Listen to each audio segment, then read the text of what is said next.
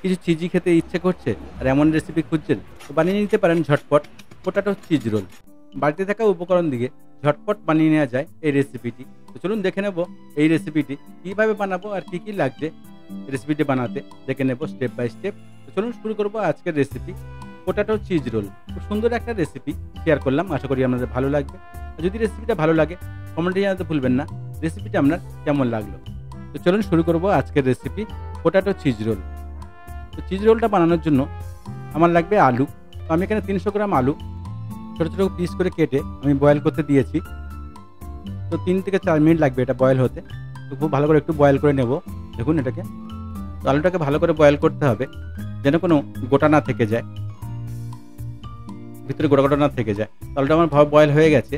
এবার আমি এটাকে জল থেকে তুলে নেব, তুলে নিয়ে একটু ঠান্ডা করে নেব। তারপরে এটাকে আমি ম্যাশ করে নেব। আলুটাকে একটা জালি নিয়েছি, দেখুন একটা স্টিনার নিয়ে এটাকে আমি ভালো করে স্টিনারটা দিয়ে ভালো করে আলুটাকে আমি গ্রেট করে নেব। দেখুন এমন চামচের সাহায্যে ভালো করে এটা গ্রেট করে নিতে হবে যেন কোনো দানা দানা না থাকে।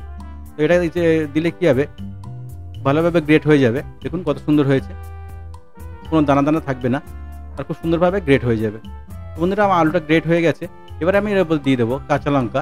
আমি এখানে কাঁচা লঙ্কা নিয়েছি আর নিয়েছি আদা, 1 টেবিল স্পুন আদা, আর দিয়ে দেবো ধনে পাতা। সবগুলো দিয়ে তারপরে আমি দিয়ে দেবো এখানে মশলা। তো মশলা আমি এখানে দিয়েছি লবণ স্বাদ মতো। তারপরে দিয়ে দেবো এখানে হলুদ পাউডার 1/2 টিস্পুন, আর দিয়ে দেবো এখানে লঙ্কা পাউডার 1/2 টিস্পুন। আপনি লঙ্কাটা আপনার স্বাদ মতো বুঝে দিয়ে দেবেন, যেহেতু আমি কাঁচা লঙ্কা দিয়েছি আর লঙ্কা পাউডার অল্প দিয়েছি। আর দিয়ে দেবো এখানে চাট মশলা 1 টিস্পুন। তারপরে এখানে দিয়ে দেবো আমি জিরা পাউডার 1/2 টিস্পুন। তো সবগুলো দিয়ে তারপরে আমি এখানে ভালো করে মিশিয়ে নেব। এটাকে চামচের সাহায্যে ভালো করে আমি আলুটাকে মিশিয়ে নেব। দেখুন এমনভাবে বন্ধুরা মশলার সাথে আলুটা ভালো করে এমনভাবে মিশিয়ে নিতে হবে। দেখুন যাতে মশলাটা পুরো আলুটার সঙ্গে মিশে যায়। তো ভালো করে চামচের সাহায্যে এটাকে আমি মিশিয়ে নেব। আর দিয়ে দিচ্ছি এখানে ব্রেড ক্রাম্ব। বাইন্ডিংয়ের জন্য ব্রেড ক্রাম্ব আমার লাগবে। আপনার যদি ব্রেড ক্রাম্ব কাঁচা না থাকে তো ময়দা বা কর্নফ্লাওয়ার দিতে পারেন।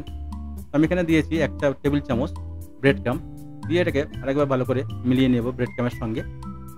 তাহলে কী হবে, বাইন্ডিংটা খুব সুন্দর হবে। তো আলুটা আমার মাখা রেডি হয়ে গেছে। এবার আমি চিজটাকে কেটে নেব। আমি একটা ব্লক নিয়েছি চিজের, আপনি যদি কিউব থাকে তো কিউবও নিতে পারেন। তো ব্লকের চিজটাকে আমি এমনভাবে পাতলা পাতলা করে কেটে তারপরে আবার লম্বা করে নেব। দেখুন এমনভাবে কেটে আমি রেডি করে নেব। আমি এখানে আমুল চিজ নিয়েছি, আপনি চাইলে আপনার পছন্দ মতো চিজ ব্যবহার করতে পারেন। তো লম্বা লম্বা করে চিজগুলো আমি এরকমভাবে কেটে নেব। দেখুন এমনভাবে কেটে রেডি করে নিতে হবে।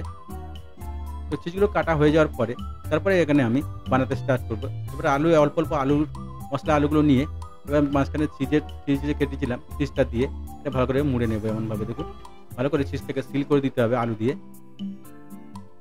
দেখুন এমনভাবে ভালো করে আমি সিল করে নেব। দেখুন এমনভাবে রেডি করে নিতে হবে। তো দেখুন আরেকটা আমি দেখিয়ে দিচ্ছি। অল্প তো আলুর ডো নিয়ে তারপরে এটা চিজটাকে মাঝখানে দিয়ে তারপরে এটাকে ভালো করে সিল করে দেবেন আলুটাকে। তো এমনভাবে সবগুলোকে রেডি করে নিতে হবে বন্ধুরা। দেখুন কত সুন্দর হয়েছে। তো সবগুলো আমার রেডি হয়ে গেছে। এবার আমি ক্রাম্ব লাগাবো। তো এগুলোকে ব্রেড ক্রাম্বে কোটিং করার জন্য একটা ব্যাটার লাগবে। তো ব্যাটারটা আমি বানিয়ে নেব। আমি এটা বোল নিয়েছি, দিয়েছি 2 টেবিল চামচ ময়দা, আর দিয়ে দেবো 1 টেবিল চামচ কর্নফ্লাওয়ার, দিয়ে দেবো লবণ স্বাদ মতো, আর দিয়ে দেবো 1/2 টিস্পুন ব্ল্যাক পেপার। তারপর অল্প অল্প জল দিয়ে এটাকে একটা মোটা ব্যাটার বানিয়ে নিতে হবে। দেখুন এমনভাবে অল্প জল দেবেন, দিয়ে এটাকে একটা মোটা একটা ব্যাটার বানিয়ে নিতে হবে। খুব মোটা হবে না, খুব পাতলাও হবে না। তো ব্যাটারটা মিডিয়াম একটা ব্যাটার বানিয়ে নেবেন। ভালো করে ব্যাটারটাকে ফেটিয়ে নিতে হবে যেন কোনো ল্যাম্পস না থাকে। দেখুন বন্ধুরা থিকনেসটা ঠিক এমনই হবে। তো আমি এখানে নিয়েছি ব্রেড ক্রাম্ব নিয়েছি আর নিয়েছি ব্যাটারটা। এবারে আমি ব্যাটারে চুবিয়ে একটা একটা করে সবগুলোকে কোটিং করে নেব।